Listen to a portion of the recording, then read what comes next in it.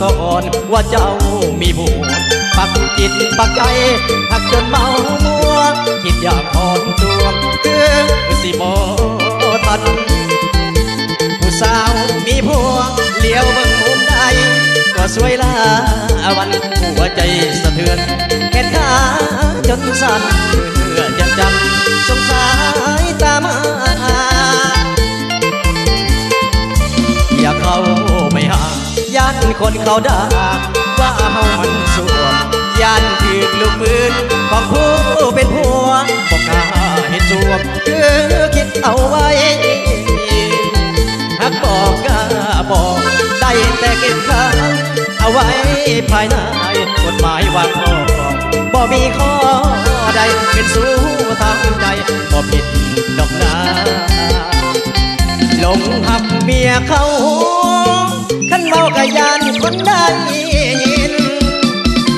จำต้องคืนกินสดความเหงาบัดยามคิดฮอดคิดไว้ในใจยามคิดกับผัวอยากเข้าไปบอกได้แต่คิด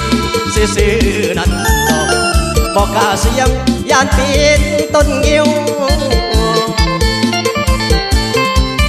ถ้าหากวันใดผัวเจ้าเปลี่ยนใจออกข้างกามดา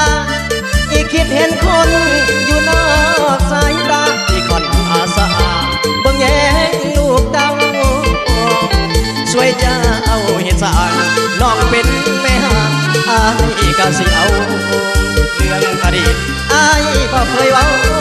ยินดีฮับเอาแม่นเจ้าเคยมีผัวเอาขอเสียคนมักเมียเขาเนี่ยโอ้ยมันก็เสียงดังในคางเวทีวะเช่มีอยู่มักหัวเขามีอยู่หลงหักเมียเขา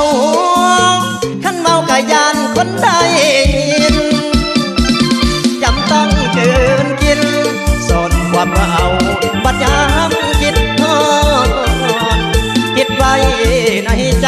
ยามผิดกับผัวอยากเข้าไปตอบได้แต่คิดซื่อๆนั้นดอกบอกกล้าเสียงยานปีนต้นงิ้วบ่มักได้ปีนต้นงิ้ว